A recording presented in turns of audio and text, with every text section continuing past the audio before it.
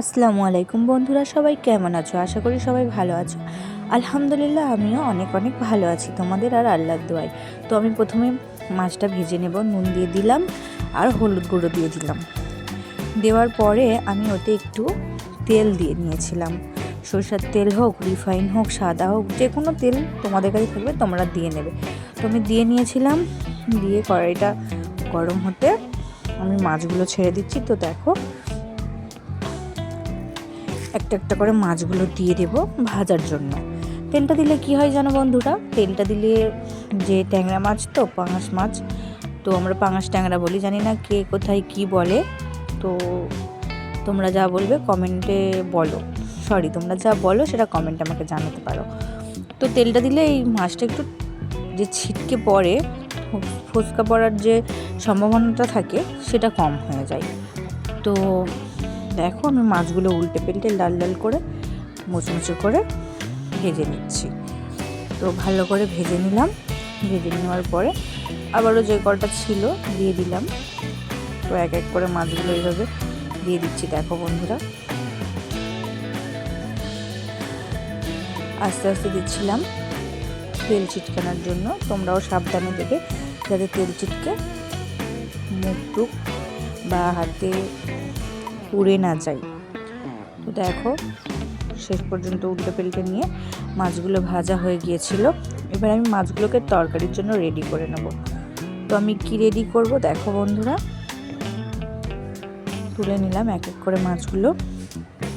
তো কেটে রাখা পেঁয়াজ কুচি আর চেরা লঙ্কা গরম তেলে দিয়ে দেব। দিয়ে একটু লবণ দিয়ে দেব বা নুন দিয়ে দেব, যে যেটা বলবে সেটা দিয়ে দেব। দিয়ে দেওয়ার পর আমি ভালো করে নাড়িয়ে চাড়িয়ে নেব। যারা আমার ভিডিও টুকটাক দেখো তারা জানো যে আমি নুনটা কেন আগে দিই।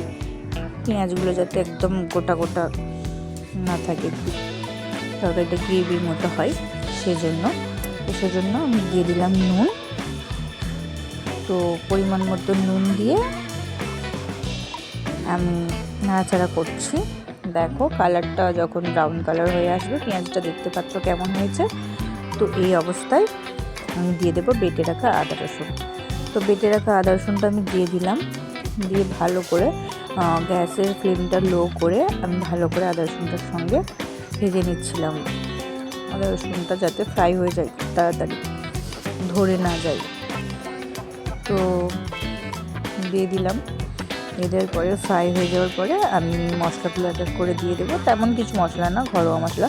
লঙ্কা গুঁড়ো দিয়ে দেবো পরিমাণ মতো, হলুদ গুঁড়ো দিয়ে দেবো, তারপরে জিরে গুঁড়ো, ধনিয়া গুঁড়ো দিয়ে দিয়েছিলাম। তো পরে আমি একটু সামান্য মতো কাশ্মীর লঙ্কা দিয়েছিলাম।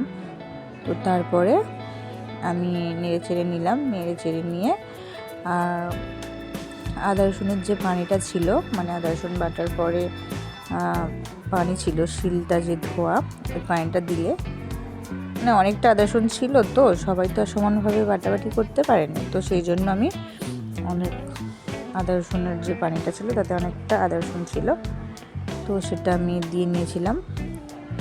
দিয়ে নিয়ে নাড়াচাড়া করে ভালোভাবে কষিয়ে নিয়ে আমি সামান্য পানি দিয়ে দিয়েছিলাম। টমেটো কুচি দিয়ে দিয়েছিলাম, সবাই দেখতেই পাচ্ছ।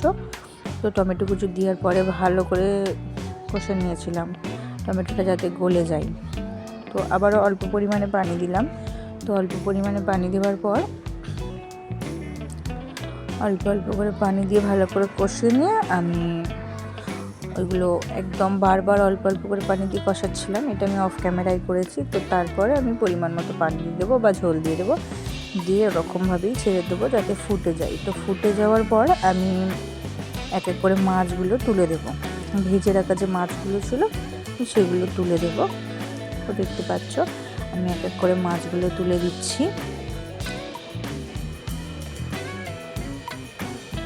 যারা গরম মশলা খেতে পছন্দ করে তারা শেষের একটু আগে গরম মশলা দিতে পারো।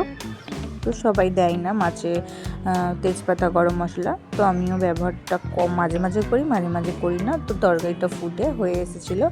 দেখো তরকারির ফাইনাল লুকটা। সবাই ভালো থেকো বন্ধুরা। আমার ভিডিও একটু ভালো লাগলে পাশে থেকো।